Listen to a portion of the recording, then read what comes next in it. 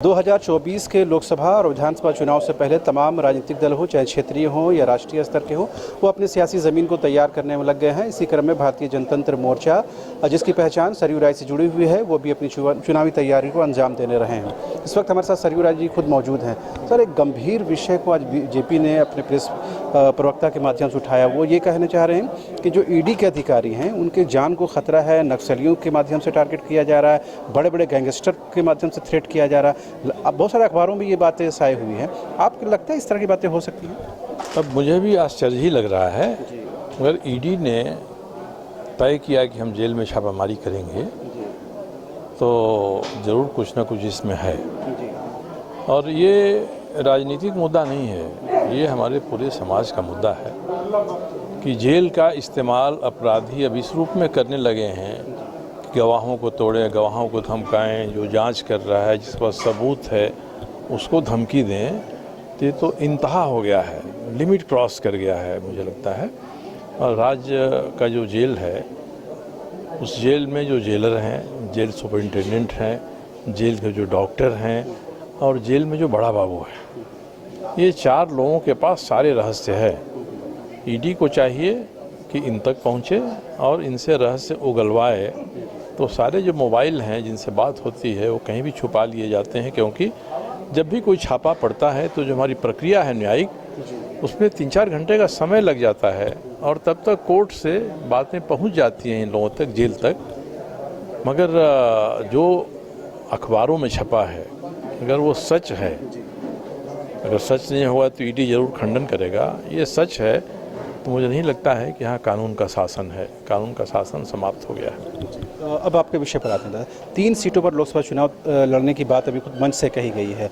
क्या वाकई में पार्टी ये मानती है कि इस तरह की सियासी ज़मीन आपकी तैयार है लोकसभा चुनाव को लेकर? नहीं, मुझे नहीं लगता है, क्योंकि लोकसभा का चुनाव बहुत बड़ा चुनाव होता है और लोकसभा चुनाव में एक तरह से ध्रुवीकरण इस बार तो हो जाएगा कि जो शक्तियाँ हैं जिनके लिए राष्ट्र पहले है और जो भारत को हर बाहर और अंदर के खतरे से बचाना चाहती हैं, एक तरफ तो वे शक्तियाँ होंगी और दूसरी तरफ वे शक्तियाँ होंगी जो इसका विरोध कर रही हैं और चुनावी एकता को दिखाने के लिए अपनी ज़मीन तैयार कर रही हैं। तो जनता दोनों में से किसी एक को चुनेगी।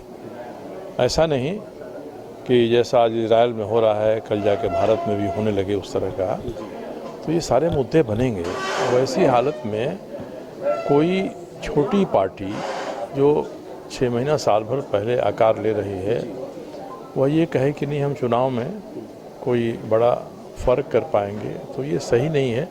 फिर भी कभी कभी ऐसा होता है कि काम करते समय अगर इस तरह के लोग आ जाते हैं कि एक चुनाव लड़ना है और उस चुनाव में उनकी ही बात सुनी जाएगी, तो इसे भी इनकार नहीं किया जा सकता है। मगर विधानसभा चुनाव अलग है, लोकसभा का चुनाव अलग है।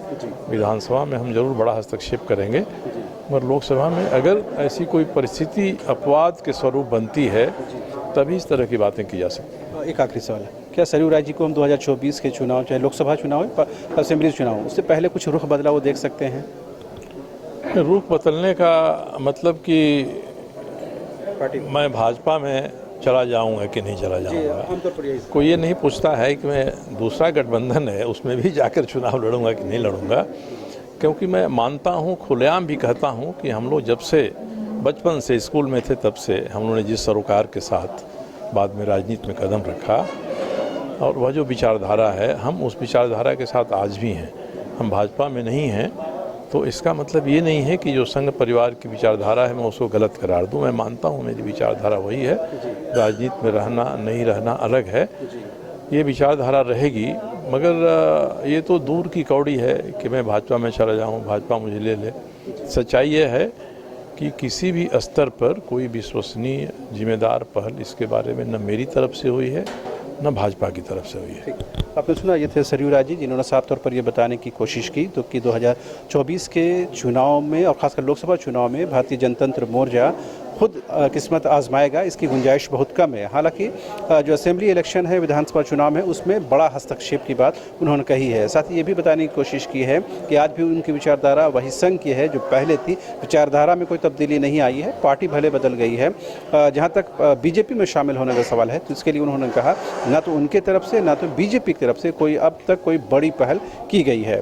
कैमरामैन विकास के साथ रांची से न्यूज़ बाय स्कोप के लिए शाहनवाज।